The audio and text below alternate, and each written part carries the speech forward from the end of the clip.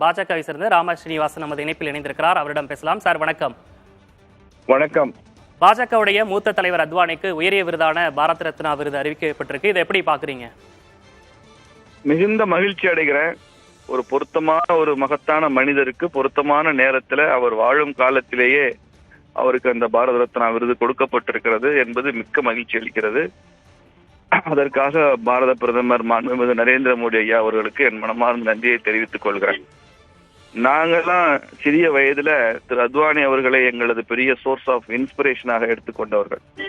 குறிப்பாக 80களில் அவர் தலைமையேற்ற போது, ராம ஜென்மபூமி இயக்கத்தை அவர் துவங்கிய போது அவரால் ஈர்க்கப்பட்டோம். நாங்கெல்லாம் ஒவ்வொரு நாளும் இன்று அத்வானி அவர்கள் என்ன பேசுகிறார், எந்த ஊர்ல சுற்றுப்பயணம் செய்கிறார், எப்படிப்பட்ட அரசியல் தாக்கத்தை உருவாக்குகிறார் என்பதெல்லாம் எங்களுக்கு அத்துப்படி. அப்படித்தான் அவர் 2 எம்பிக்களை கொண்ட ஒரு கட்சியை 5 ஆண்டுகளில் 89 பாராளுமன்ற உறுப்பினர்கள் கொண்ட ஒரு கட்சியாக மாற்றிய பெருமை அத்வானி அவர்களுக்கு உண்டு. இப்போ ராமர் ஆலயம் 500 ஆண்டு கால போராட்டத்துக்கு அப்புறம் கட்டி முடிக்கப்பட்ட அதே தருணத்துல ராமனுக்கும் ஆலயம், அந்த ராமனுக்கு ஆலயம் என்பதை முன்னெடுத்த அத்வானி அவர்களுக்கும் பாரத ரத்னா என்பதெல்லாம் நரேந்திர மோடி அவர்களுடைய மகத்தான பங்களிப்பு. இப்படியெல்லாம் யோசிப்பதற்கு அவரால் தான் முடியும்.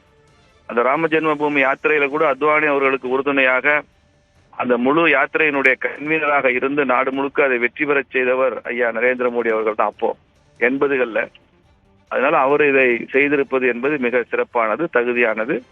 அத்வானியினுடைய நேர்மை, அவரது குணநலன்கள். நீங்க அந்த ஹவாலா கேஸ்ல எல்லாம் நான் சொல்லணும், தினசரி ட்ரையல் நடத்தி மிக விரைவாக இதுல தீர்ப்பு கொடுக்கணும்னு அவர் நீதிமன்றத்தை கேட்டுக்கொண்டார். இவ்வளவு துணிச்சல் எங்கிருந்து வரும்னா ஒரு நேர்மையாளருக்கு மாத்திரம்தான் அது வரும். அப்படிப்பட்ட நேர்மைக்கு சொந்தக்காரர் அவர். அவரை வணங்கி வாழ்த்துகிறோம். இணைப்பில் உங்களுடைய கருத்துக்களை பகிர்ந்தமைக்காக நன்றி திரு ராம ஸ்ரீனிவாசன்.